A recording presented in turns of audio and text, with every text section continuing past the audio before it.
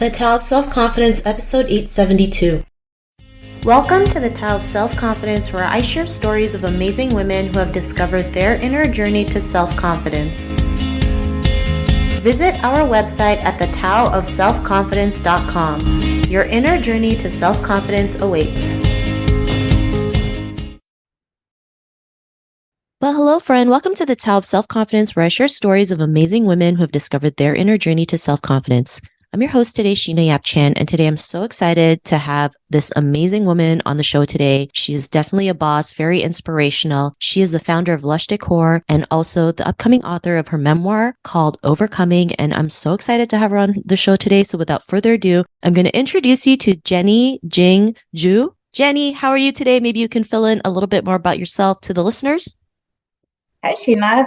I'm so happy to be here. So I'm Jenny. I'm a founder CEO of Lush Decor Home. So Lush Decor is all about the inspired living, and our vision for the Lush Decor is to invite you to craft a home that celebrates your own journey, cherishes your own inner strength, and elevates your higher self. So we feel like it is in a home. Every stage, when we design pattern or color, we seek to inspire the moments of joy, reflection, and growth. So turning your living space into a testament of resilience, dreams, and boundless possibilities. I grew up in a very remote village in China without electricity and indoor plumbing. After high school, I got out the village, went to Beijing. The job is a hotel maid, barely make ends meet. That's at 19 years old. In my mid-20s, I immigrated to the United States without speaking much English, starting my first job as nanny. So fast forward, studied in the Fashion Institute of Technology and started a company in 2008. 15 years later, the company is Lush Decor Home, valued with hundreds of millions of dollars. So that's has been a long way. I love it. And congrats for never giving up and, being a 9-figure business, especially as an Asian woman. That's, I don't hear many stories like that. And this is why I'm so excited, because here you are, living that American dream. And, especially coming from China, women are always second class to men, right? We're told to, you're told to get married, make babies, just do as you're told, never make any noise. But, you persevered, you overcame so many obstacles, and here you are today, thriving and just moving to the next level. So I'm super excited to have you here today, and just such an honor to have you here as a guest. And Jenny, what would be your favorite self-confidence quote? I would say is dreams don't understand the boundaries or languages. They just need belief and a determination to take flight. From a nanny in a foreign land to build my business, I realized that our past doesn't really define us. Our courage, our persistence, our grades, our belief do. I love that. I love that quote. I've never heard of that. So that's a really great one that you shared. I mean, it's so true, right? When it comes to pursuing our dreams and forging our own path. I recently heard this line from a movie, and they said tenacity is a superpower, because we're going to go through obstacles. We're going to go through setbacks. We don't know what the world's going to be like, but with that determination, that tenacity, we keep moving forward regardless of it. So I love that quote that you mentioned. And in your own words, how would you define self-confidence? Self-confidence. I feel like everybody has their own definition. For me, it is the in the morning, the heartbeat that kept me going when the nights were long, the road was rough. It's kind of remembering when I would carry the bricks when I was 16 years old with my little hands, the struggle of this familiar, the English words, and just standing at like this countless crossroads, facing the decisions that could change everything. So I feel like it's not just about holding your head high, but it's a quiet, the inner strength to choose the path when every direction seems daunting. It's about like I feel it's about the cherished the every fear or every laughter or every misstep or every victory. So to me, I think that self-confidence is a collection of memories and the tough choices. Sometimes they all whispering to you, Jenny, you have weathered all these storms before. You can handle the ones to come. I feel that is my self-confidence. I love that. And it's so true, especially in entrepreneurship. You're going to go through more storms that you could ever imagine, right? But I mean, you're able to create the successful business and you are here today, sharing your story. And, I'm sure everyone's going to be so excited to read your book because I know there's going to be so many nuggets in it. And just hearing your story about coming from China to America, not learning how to, not knowing how to speak English and decided to start your business. I mean, that's not a typical American dream, especially for most Asian families, right? They come here, they want to make sure you have a good life. They want to make sure, you work a good job, 9 to 5 till you retire. And that's basically it. Not that there's anything wrong with that, but when we migrate to North America, I mean, everyone has fair game. It might take us a little bit more work than others, but we have that opportunity. And life is so short, we can go out there and make things happen, kind of like what you did, right? You weathered all the storms. You're here today, you're thriving, you're sharing your story, you're having your book out. So I'm really glad that you're able to do that. And it takes a lot of courage and self confidence to do that as well. And Jenny, what was your life like before your discovery of self confidence? So, when I grew up is in the village, I remember is really a survival or the simple joy. There's not much stuff going on there. Is everybody rely on the crops, to how much they no extra money or something. I remember the only thing we have is near the village, there's a brick manufacturer. That's the only probably industry that have. So all the villagers, they want to make a little extra money. They go there, line up, waiting for the trucks to come in so they can loading the bricks to make extra pennies. So I remember when I was 6 years old, I was like, I hate to ask my parents to get some ice cubes. That's the best treat for the kids. So I thought, okay, I'm gonna line up. I'm gonna make my own money and buy the ice cube. At 60 years old, I line up with all the adults and I run fast as I can. I can. I feel like I never worked that hard. I sweat. I don't want people to look down on me. So I said, I deserve what I earn. So that's my first time. I think the best ice cream, that I ever had. So I feel like when I grew up is somehow I always have this fire in me, the independence. So when I was graduated from high school, I remember I saw this article in a magazine about this girl who also grew up in a village like me and went to the big city in south of China in Guangzhou, worked in a factory for a few years. Then she built her own business. And I was so fired up. I thought, wow, a girl like me from the village can achieve that.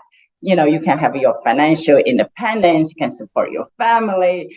So that's kind of, I talked to my parents. I said, I want to get out of the village. I want to go to Beijing or south of China, just like her. So I think it's really inspired me to go to Beijing and start working, as a hotel maid in the beginning. But all I wanted to do is how I can build my own business. So it's all this, even when I came to the US, is feel I was suddenly 2 years old again because you have all the independence in me in China. You suddenly lost everything. The confidence is run to the ground because you barely can communicate yourself. So from the first job as nanny, it's very I think I always joking that's the best job I've ever had because it's so easy because baby Olivia doesn't speak English either. So we are equal. So to me, today when you say I built this company, I'm sure, you have told if a lot of people telling that young girl in the village, telling her, one day you're going to build this hundreds of $1 million of the business, I think a lot of people will say that is way too big of a dream for you. But here I am. I feel like it's just like what you said. It's a lot of resilience, a lot of grades. It's a lot of time. It's not about the IQ. It's not about what you have or where you were. It's really the grades, the resilience, and that confidence carry you. I love that. And I love that you mentioned that because you saw one person from your village start a business, it gave you the courage to go out there and do the same thing. And this is why representation is so important. You just need one person to open that gate, and everyone has that opportunity. And I love that, right? Because sometimes we feel like we can't make a difference in the world, but sometimes we just need one person to see it. And that's all that matters because you never know where that person can take you. If it wasn't for her, you wouldn't be able to build $100 million business, right? Which I really love. And, I was just curious, like, what was that aha moment that made you decide to start Lush Decor Homes? Because I know, it's not easy to start a business in America. And like, as an Asian woman, that's not something we're told to do, right? Go open a business. It's more like, go get married, go get a job. What was that aha moment that gave you the courage and confidence to start? To start this company is after the nanny job, we moved to New York.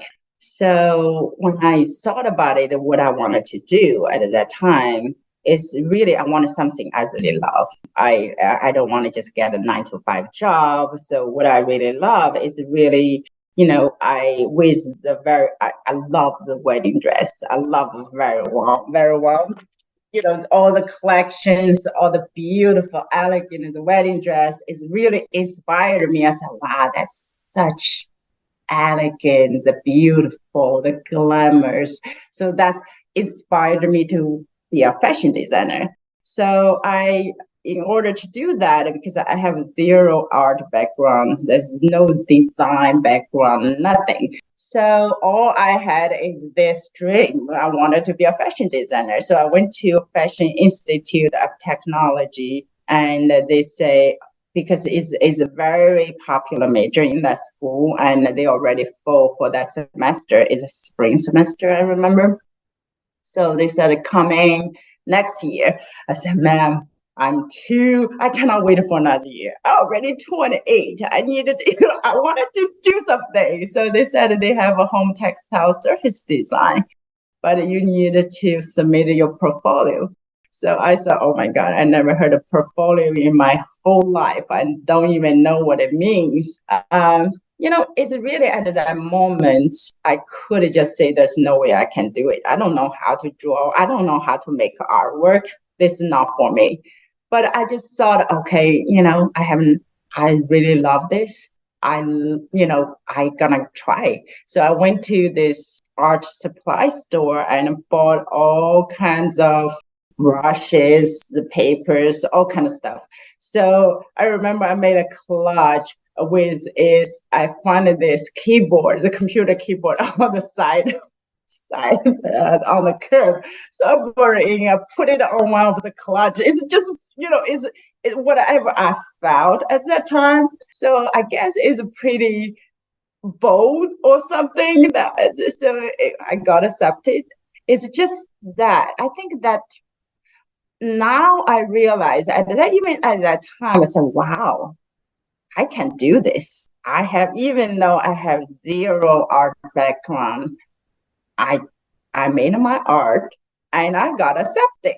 So that moment is really give me something. It's nothing I cannot do if I just willing to do it, willing to try it. It's just not just easy to give up. Oh my God, I love that story because as women too, right? When we don't know something, then our confidence goes down, right? We feel like we have to prepare before we are 100% certain. But here you are, you said, I don't know, but I'll figure it out, right? I'll go buy some stuff at the art supply. I'll buy some paintbrushes and just whip something up. And because you were able to do that at that moment, you were accepted into the home and textile program, started your business, and here you are today. So I love that. I think it's just a great example. Like, you don't always have to know everything. You just got to figure it out. And the worst that could happen is you don't get accepted. But at least you went out there and shoot your shot, right? And because of that, what's your life been like now? Exactly. I remember somebody said, is this, when you see an opportunity, what do you really to do about it is a huge. Somebody is say, okay, it's not the right time or I'm not ready. But I feel like it's gonna hurt a lot more than you try and fail. Even you try and fail, you can learn something from it. But if you didn't do that, it's gonna haunt for the rest of your life with what if. So that's probably the worst for me. Thank you so much. And I love that you mentioned that, right? If you didn't take that opportunity, you wouldn't be here today. You wouldn't be showcasing, women from all over the world that we're capable as entrepreneurs, that we can make nine figures in our business if we choose to, right? If we're resilient, if we have the tenacity, if we have that grit. And yeah, those moments aren't always easy. There's days where you probably question yourself, like, is this the right path for me? But, I think everything happens for a reason. Like, you didn't get into the fashion that you wanted to do, but then there was another program and you just said, okay, I'll just do it. I'll take that opportunity and I'll figure it out as I go. And I think as entrepreneurs, nobody knows what they're doing half the time, right? They're literally just figuring it out as they go. And I love that we can share stories like this because this is what it really looks like. It's not the fancy photos on Instagram. It's sometimes working very late hours, no sleep.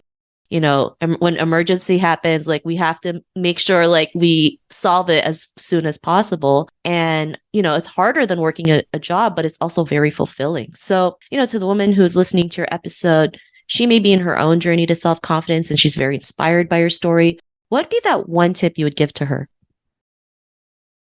I think it's the first, as Asian woman, we all know, the culture, how we brought up. I think it's like a lot of us rarely talk about all these struggles, your stories, experience. I think it is just so important. The first advice I would say, always remember that your story, your struggles, and your experience, no matter how small or big, they all very unique and powerful. So they molded like you and give you this perspective that no one else has. So we should just embrace them, whether good and bad, and ups and downs. That is ours. And I think it's so important. That's another thing I feel, self-confidence is not something you wake up and with one day, oh my God, I had this. It's almost like a feel is like a garden you have to tend to. It's every challenge is you face every time you pick yourself up after fall. I think you are like almost like you're watering this garden. Over time, you see they flourish. You see the harvest. That's like I think that self-confidence is building up. It's not a one day thing. So as I always say, it's almost a collection of your memories or what you got through. Once I think it's really important. I just tested somebody this morning with I did this speaking in Nashville. There's a lady, we talk about it. He said, can I follow up with you? So she did yesterday, and I had a 15 minutes call with her. She has such a challenge, in today with the business, everything. So I just, this morning, I just thought about her. I tested her. I said, this is just remember you got here today, how many hurdles you already overcome, right? But if you can do that, you can get through today's too. You just don't know yet. So it's just so important. We just need to remember it's nothing personal, is what has come here, accepted this hurdle, and just don't get too emotional to write up and build your courage and to do it. So that's probably the second thing I feel the self-confidence is you need to really building up to. Another thing I feel like it is okay to draw inspirations from others, but never measure your journey by someone else's ruler. So because your journey is your pace, your path, your milestones, so are yours alone. So celebrate every small wins because they build the foundation of this confidence. So lastly, another one I would like from what my experience I feel is surrounding yourself with this positive energy who, also the people who believe in you, even when you find it hard to believe in yourself sometimes. So like when you're in doubt, just remember the same strength like carried you through is going to carry you through again.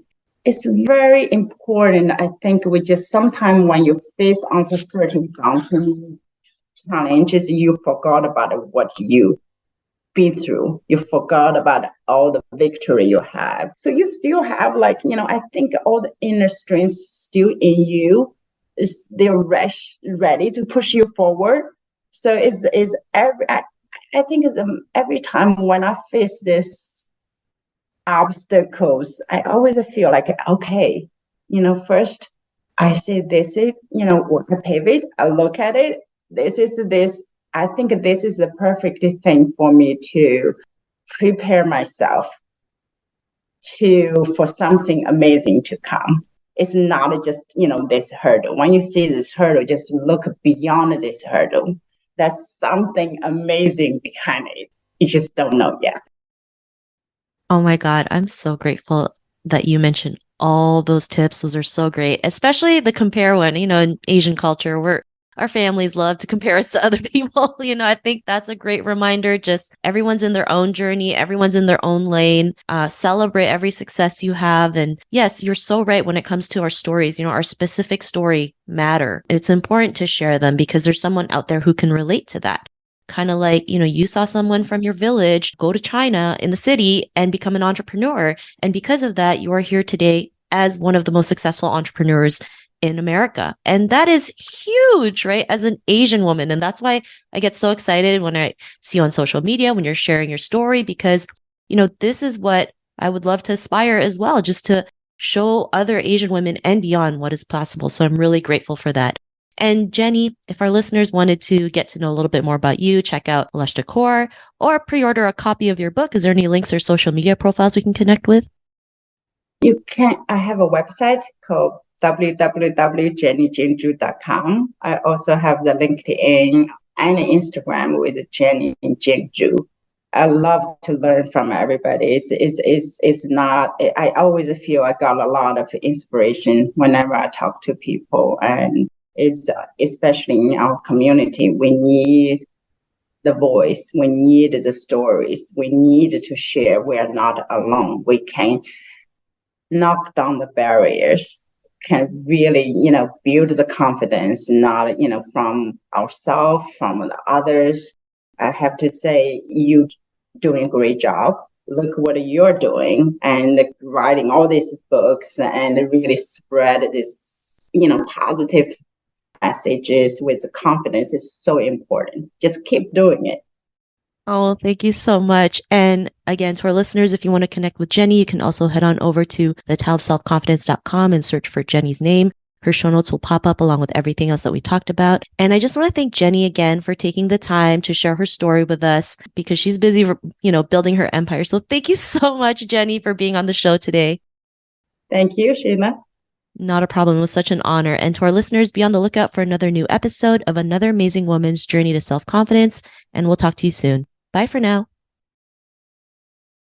You can now purchase The Tao of Self-Confidence, a guide to moving beyond trauma and awakening the leader within on Amazon, Barnes & Noble's, Walmart, Indigo, and other major book retailers. Get your copy today.